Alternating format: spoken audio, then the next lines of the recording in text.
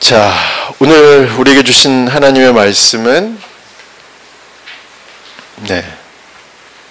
그래서 우리 데살로니가 전서 4장 13절에서 18절까지만 함께 읽도록 하겠습니다. 우리 데살로니가 전서 4장 13절에서 18절까지 우리 한번 같이 13절에서 18절까지 함께 읽도록 하겠습니다. 같이 읽겠습니다.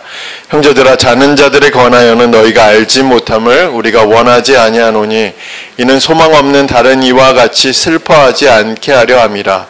우리가 예수께서 죽으셨다가 다시 살아나심을 믿을진대 이와 같이 우리 자는 자들도 하나님이 그와 함께 데리고 오시리라.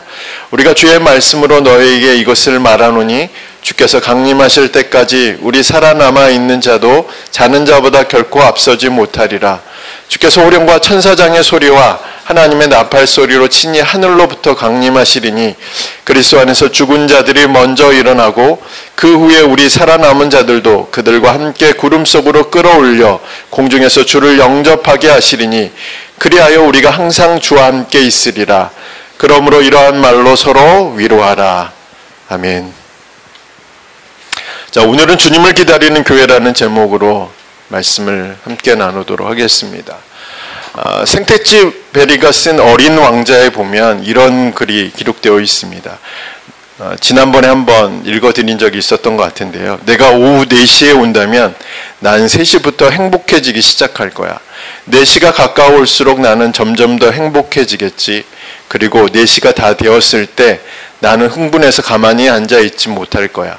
아마 행복이 얼마나 값진 것인가 알게 되겠지. 누군가를 기다리는 것이 기대와 설레임으로 가득 찬 행복이라는 사실을 엿볼 수 있는 대목이라고 생각합니다. 이런 행복은 주님을 기다리는 교회나 각각의 그리스도인들이 동일하게 경험되어져야 할 행복이죠. 그러나 우리의 현실은 어떻습니까? 다양한 문제와 어려움 속에서 신음하며 언제 오실지도 모를 그런 주님을 막연하게 기다리고 있는 것은 아닐까라는 생각을 해볼 수 있습니다. 사실은 데살로니가 교회의 현실이 바로 그런 상황이었죠. 데살로니가 교회는 복음을 받아들인 그 순간부터 고난과 핍박의 연속이었습니다. 그러니까 예수 믿으면 행복해야 되는데 사실은 먼저 다가온 것이 행복이나 기대나 설레임보다는 고난이었고 핍박이었습니다. 그러나 그들이 이 고난과 핍박 속에서도 견딜 수 있었던 것은 주님이 곧 오실 것이라는 약속 때문이었습니다. 그러나 주님이 곧 오신다고 했는데 주님의 오심이 지체되기 시작하자 이들의 마음이 흔들리기 시작했죠. 그런데다가 고난과 핍박은 점점 더 거세지기 시작한 거죠. 그러다 보니 주님을 기다린다는 것이 더 이상 기대나 설레임보다는, 그리고 행복이라기보다는 뭐라고 말씀드려야 되죠? 참으로 이게 힘든 그런 어려움이었습니다. 근데 급기야는 이런 문제까지 생겼죠. 주님을 믿는 신자들이 하나둘씩 죽기 시작하면서 교회 안에 이런 소문이 돌기 시작했죠. 주님이 오시기 전에 죽은 자들은 뭔가 문제가 있다 라는 오해감이 발생하기 시작했습니다. 그런 오해감이 생기자마자 교회가 흔들리기 시작했죠. 바울은 이런 교회의 현실, 또 그리스도인의 현실을 바라보면서 데살로니가 전서 4장 13절부터 5장 11절까지의 말씀을 통해서 주님 안에서 먼저 죽은 자들에 대한 내용을 다루고 다음으로는 주님 안에서 살아있는 자들에 대한 내용을 다루면서 왜 주님을 기다리는 것이 행복인지, 왜 교회는 주님을 기다리는 교회가 되어야 하는지, 그리고 교회는 주님을 어떤 모습으로 기다리고 있어야 하는지를 기록하고 있습니다.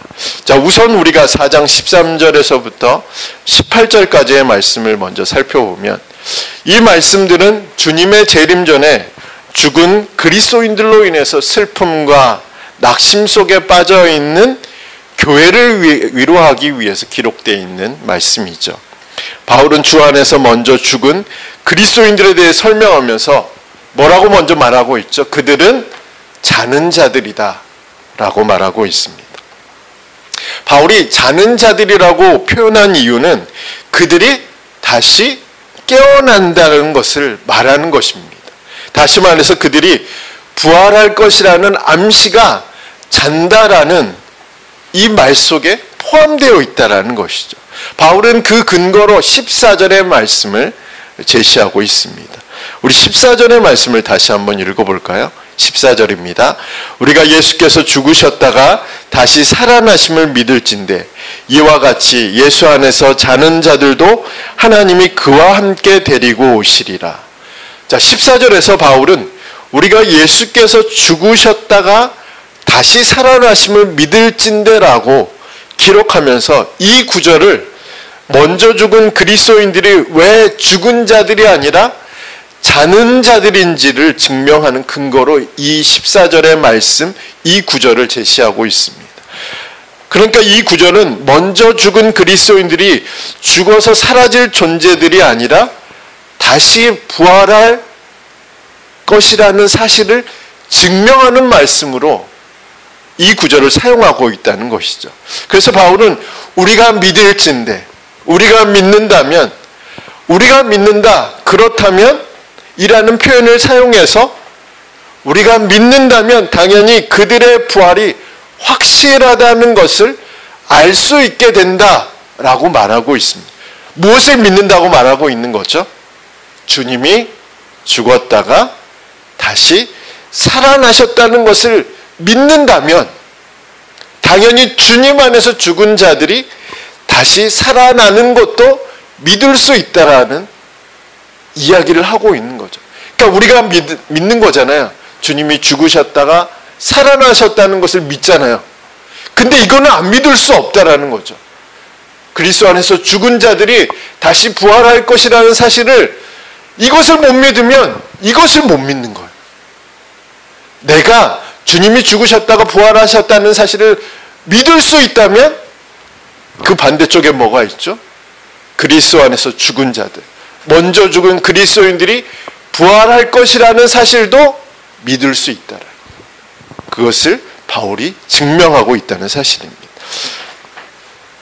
고린도전서 15장 20절에도 이렇게 기록되어 있지 않습니까?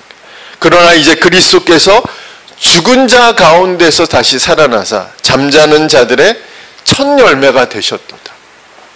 첫 열매가 되셨다는 것은 두 번째도 있고 세 번째도 있고 네 번째도 있고 계속 그 열매들이 맺어질 수 있다라는 것을 말하는 것이죠. 제가 아마 이제 이 비유는 올해 다가도록 아마 쓸 것 같아요. 제가 9월 초에 천을리 가서 고구마 캤던 이야기. 징글징글하게 많았죠. 아마 그 목사님이 저한테 뭐라고 얘기했냐면 아마 평생에 이렇게 많은 고구마는 처음 봤을 거라고 그렇게 얘기했습니다. 그래서 고구마 밭에서 이제 고구마를 이제 캔 거를 이제 다 줄기에서 다 떼내가지고 컨테이너 박스에 이제 담잖아요. 고구마들이 얼마나 많이 달렸는지. 네. 그런데 우리는 여기서 첫 열매가 맺어지면 수많은 열매들이 자연스럽게 맺어진다는 사실들을 알 수가 있는 거죠. 그 옆에 사과밭이 있어요. 그래서 좀 일찍 익은 사과들이 있어서 사과밭으로 갔는데 그것은 제가 먹기 위해서 갔습니다. 가서 사과밭에 열린 그 사과들이 얼마나 많이 나는지, 와, 저는 사과 나무에 그렇게 사과가 많이 달린지는 처음 봤어요. 그런데 첫 번째가 열매가 맺히면 두 번째, 세 번째, 100번째, 1000번째 열매 맺어지는 것이 당연하다는 이야기를 바울이 고린도전서 15장 20절에서 기록하고 있는 것입니다. 이것이 바로 복음이지 않습니까? 복음은 오해하지 말아야 되는 것이 뭐냐면 우리의 영혼만 구원하는 것이 복음이 아니라는 거죠. 물론 우선은 우리가 영혼을 구원하는 것이 중요하죠. 그럼 복음은 우리의 영혼만 구원하는 것은 아니라는 겁니다. 우리의 몸도 구원하는 것이죠. 완전한 몸으로, 거룩한 몸으로, 부활의 몸으로 다시 살아날 수 있음을 보여주는 것이, 증거하는 것이 바로 복음이라는 사실이죠. 주님께서 죽으셨다가 다시 살아난 것처럼 주님을 믿는 모든 자들 역시 부활할 것을 믿는 것이 바로 우리의 믿음이 되어야 한다라는 사실들을 믿는 저와 여러분이 되게 간절히 소망합니다. 바울은 13절에서 주님이 오시기 전에 죽은 그리스도인들을 자는 자들이다 라고 표현한 뒤에 14절에서 16절의 말씀을 통해서 그들이 언제 부활의 몸을 입게 될 것인지를 설명하고 있습니다. 자, 14절에서 16절의 말씀을 정리해서 요약하면 바울은 주님이 오실 때 죽은 그리스도인들의 영혼은 주님과 함께 오게 될 것이며, 그때 죽은 그리스도인들은 자신들의 부활의 몸과 하나가 될 것이라고 설명하고 있는 거죠. 그러니까 죽은 그리스도인들의 영혼은 주님과 함께 있잖아요. 그래서 주님이 다시 오실 때 같이 와요. 육체는 어디 있죠? 땅에 있잖아요. 이 땅에 묻혀 있잖아요. 근데 주님이 다시 오실 때 이 육체가 부활의 몸을 입게 돼요. 거룩한 몸을 입게 돼요. 그래서 주님이 오실 때 하나의 몸을 이루는 것이 바로 14절에서 16절의 말씀을 설명한 겁니다. 그러면서 주님이 오실 때 살아있는 자들보다 죽은 자들, 그리스도 안에서 먼저 죽은 그리스도인들이 먼저 부활의 몸을 입게 될 것이라고 설명하고 있습니다.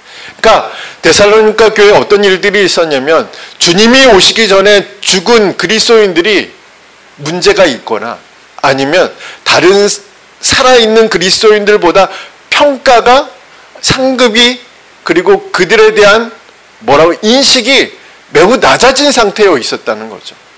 그러니까 죽지 말고 기다려야 되는데 왜 죽었냐는 거죠. 그러니까 먼저 죽은 그리스도인들에 대한 그런 오해들이 막 쌓이고 쌓였어요. 근데 바울은 뭐라고 이야기를 하죠? 먼저 죽은 그리스도인들이 먼저 부활의 몸을 입게 될 것이라고 설명하고 있습니다. 그러면서 17절에 바울은 한 번 더 이런 이야기를 합니다. 17절의 말씀 다시 한번 읽어보겠습니다. 17절입니다. 그 후에 우리 살아남은 자들도 그들과 함께 구름 속으로 끌어올려 공중에서 주를 영접하게 하시리니 그리하여 우리가 항상 주와 함께 있으리라. 자, 17절에서 주님이 오실 때 살아있는 그리스도인들도 그들과 함께 끌어올려져서 주님을 뵙게 될 것이라고 말하면서 주님의 오심을 기다리는 모든 자들에게 전하는 가장 중요한 메시지를 전합니다. 사실은 13절부터 17절의 말씀을 통틀어서 가장 중요한 메시지는 어디에 있느냐? 물론 어떤 부활의 과정, 주님이 오시는 과정, 그것을 설명하는 것도 매우 중요한 가르침이고 핵심 메시지이지만 더 중요한 메시지가 바로 여기에 있습니다. 사실 바울은 이 이야기를 하려고 지금 부활의 과정을 이야기를 하는 거죠. 주님의 오시는 과정을 설명하고 있는 겁니다. 가장 중요한 메시지는 뭐죠? 우리가 항상 주와 함께 있을 것이다. 함께라는 단어를 바울은 주님과 함께 있을 것이라는 이 단어를 14절에 한 번, 17절에는 두 번이나 기록하면서 헬라어로 바울이 핵심 메시지가 바로 여기에 있다는 사실들을 알 수 있는 거예요. 우리가 주와 항상 함께 있을 것이다. 그것은 우리가 살아있을 때나, 그것은 우리가 죽어 있을 때나, 주님과 우리가 분리되지 않는다는 사실들을 바울이 설명하고 있는 겁니다. 그러니까 주님이 오시기 전에 죽은 그리스도인들도 물론 몸은 이 땅에 있고 영혼은 주님과 함께 있는 거죠. 항상 함께 있다라는 메시지가 거기 있는 거예요. 우리 역시도 몸과 영혼이 이곳에 있지만 우리도 항상 주님과 함께. 분리되지 않는다는 거죠. 그리고 주님이 다시 오실 때 영원히 함께 있을 것이라는 메시지. 이 메시지가 바로 바울이 전하고자 하는 메시지. 우리가 사나 죽으나 주님과 함께 있는 것. 살아 있어도 주님과 함께 있고 그리스도 안에서 죽어 있어도 이 땅에서 죽은 자로 사람들에게 기억되어도 우리는 누구와 함께 있어요? 주님과 함께. 항상 함께 있다. 영원히 함께 있다라는 메시지가 바로 바울이 17절의 말씀을 통해서 강조하고 있는 메시지. 바로 이것이 복음이 우리에게 가져다 주는 놀라운 은혜이고 복이지 않겠습니까? 복음은 복된 소식이잖아요. 기쁜 소식이잖아요. 어떤 것이 가장 기쁜 소식입니까? 우리가 우리를 구원하신 주님과 항상 함께 있는 것. 주님과의 동행을 넘어서서 주님과 분리될 수 없는 연합을 이루고 그리고 우리가 주님과 영원히 함께 있는 것. 사나 죽으나 주님이 다시 오실 때도 동일하게 주님과 항상 함께 있는 것이 복음이라는 사실들을 우리에게 알려주는 것이죠. 한국인 최초로 히말라야 촐라체를 등정한 박정헌 최강식 씨의 이야기가 표자되고 있는데 이른 정상을 정복한 후에 하산하는 길에서 최강식 씨가 그만 크레바스, 빙벽의 틈이라고 부르죠. 그 사이로 떨어졌습니다. 50m 아래로. 그러니까 떨어지면서 발목이 부러졌어요. 이제 박정헌 씨와 이제 이어진 줄이 있잖아요. 우리가 이제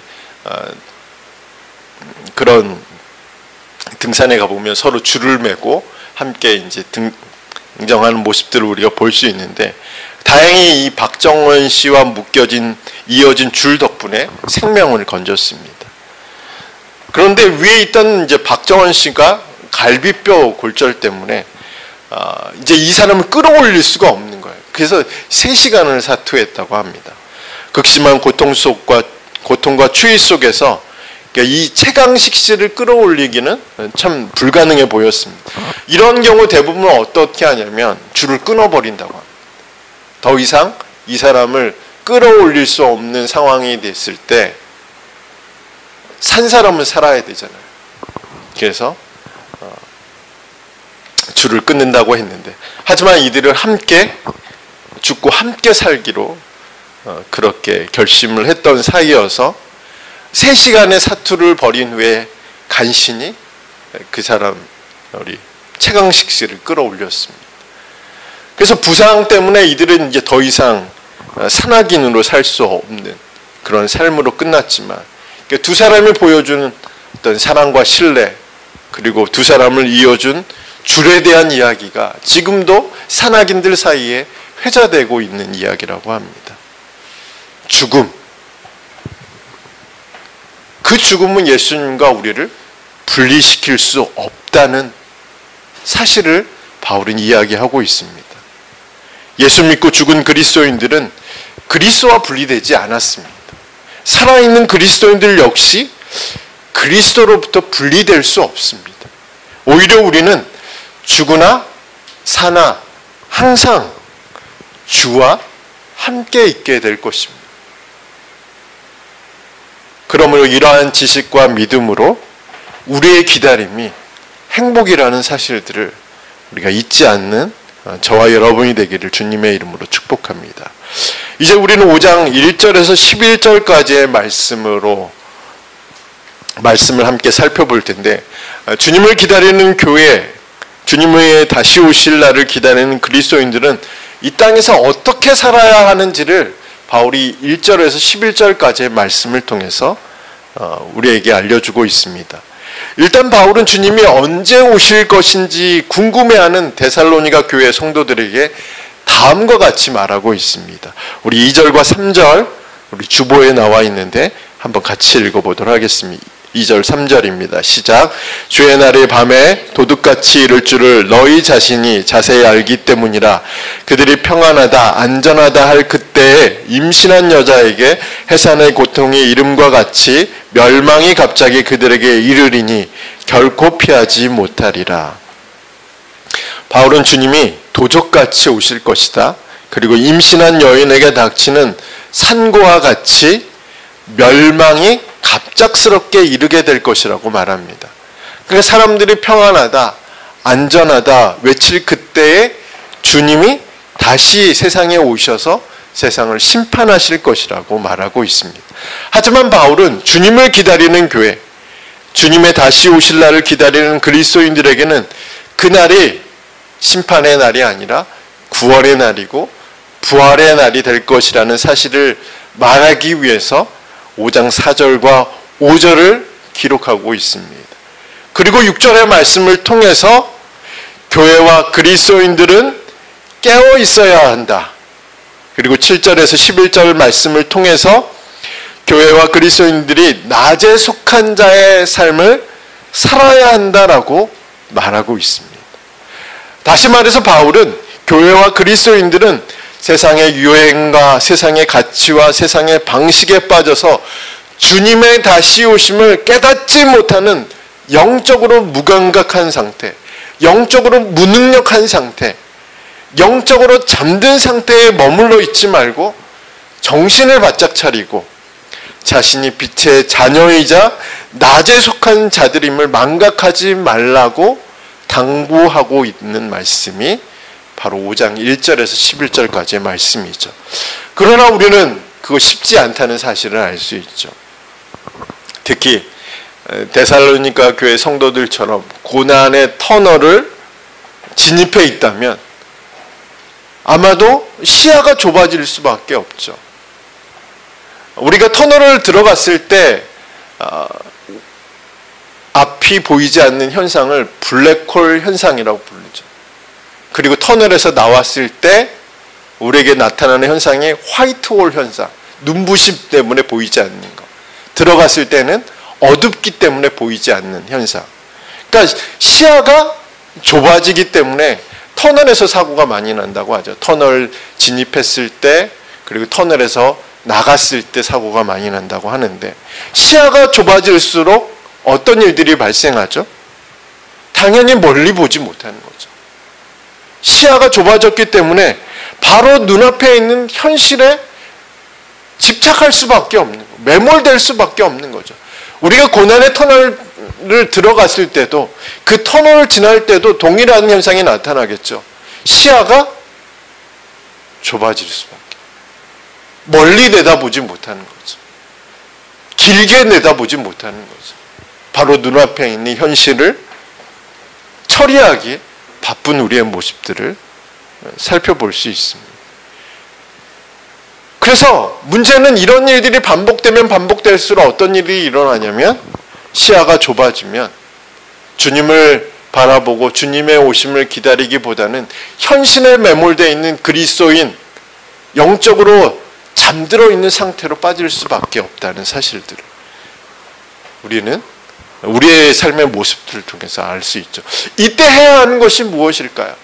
바울은 영적으로 잠들지 말아라, 영적으로 깨어 있어라, 정신을 바짝 차리라고 말하면서 그 비결을 5장 8절의 말씀을 통해서 말하고 있습니다.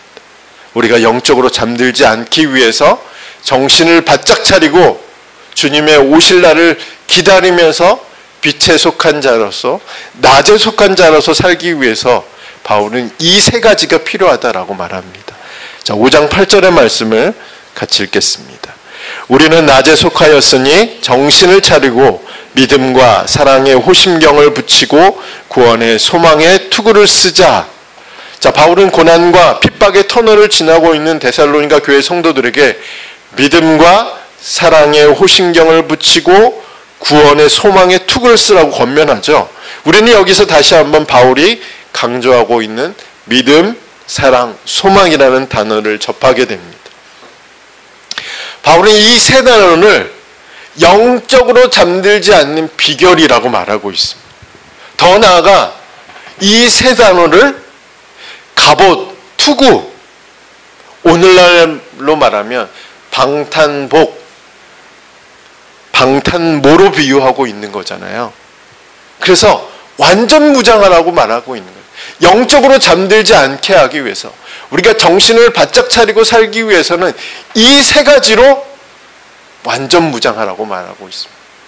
믿음으로 이기고, 사랑으로 참고, 그 소망 가운데 기다리는 이 삶이 바로 우리로 하여금 잠들지 않게 만드는 비결이라고 말하고 있습니다. 그러니까 바울이 뭐라고 얘기하냐면, 주님을 기다리는 교회는 믿음과 사랑과 소망으로 무장한 교회여야 한다는 거죠. 주님을 기다리는 성도들은 믿음으로 무장하고, 사랑으로 무장하고, 소망으로 무장해야 잠들지 않는, 주님의 오실 날을 기다릴 수 있는 그런 삶을 살아갈 수 있다 라고 말하고 있습니다. 자, 오늘까지 한 말씀들을 정리해 보겠습니다. 오늘 우리는 주님을 기다리는 교회와 그리스도인들이 주님의 다시 오심과 또 그리스도인들 중에 죽은 자들에 대해서 무엇을 말하고 있는지를 함께 살펴보았습니다. 그리고 주님의 다시 오심을 기다리는 자들은 믿음과 사랑과 소망으로 완전 무장해야 한다는 사실들을 살펴보았습니다. 자, 말씀을 맺겠습니다. 성경에는 주님이 다시 오실 것이라는 기록이 318번 그렇게 기록되어 있다고 합니다. 제가 직접 세워본 것이 아니지만 여러 자료들을 찾아보니까 318번이나 주님이 다시 오실 것이라는 말씀이 기록되어 있다라고 말합니다. 저는 혹 그 수가 맞는지 제가 직접 세워본 것은 아니니까 확인할 수 없으니까 어림잡아 대략 한 300번이라고 치면, 누가 저와 여러분에게 와서 어떤 약속을 300번이나 했다면 그 사람은 둘 중에 하나겠죠. 진짜 확신에 찬 사람이거나 진짜 사기꾼이거나. 300번 정도 말했으면 귀에 딱정이가 지겠죠. 근데 진짜 확신에 찬 사람이라면 그 정도 말하겠죠. 아니면 우리를 속이기 위해서 거짓을 이야기하는 진짜 사기꾼이라면 우리가 세뇌되도록 그렇게 말할 겁니다. 그런데 우리가 믿고 있는 성경에서 주님이 다시 오실 것이라고 300번 이상 기록되어 있다면 오신다는 이야기예요? 안 오신다는 얘기예요? 진짜라는 얘기예요? 아니라는 얘기예요? 진짜 오신다는 얘기예요. 만약 우리가 이 약속이 거짓된 것이라면 우리가 믿는 모든 성경의 약속들도 우리는 신뢰할 수가 없는 거죠. 믿을 수 없는 겁니다. 주님이 다시 오실 것이라는 약속이 300번 되어 있다. 근데 다른 약속들은 내가 믿는다. 근데 이 약속은 내가 믿을 수 없어. 라고 우리는 말할 수 없는 거죠. 300번 이상 말했다는 것은 반드시 오신다는 이야기죠. 그러므로 우리가 기억해야 할 것은 주님이 반드시 다시 오신다는 것. 그리고 우리의 몸도 주님의 몸처럼 변화되어서 주님과 함께 영원히 있게 된다는 사실입니다. 이것은 우리의 믿음과 분리되지 않습니다. 우리의 구원과 분리되지 않습니다. 그러므로 우리는 주님이 다시 오실 것이라는 믿음과 우리도 부활하게 될 것이라는 믿음을 가지고 살아가야 합니다. 이번 한 주간도 이 믿음이 여러분들을 설레게 하고 여러분을 행복하게 만드는 그런 약속의 말씀이 되기를 주님의 이름으로 축복합니다.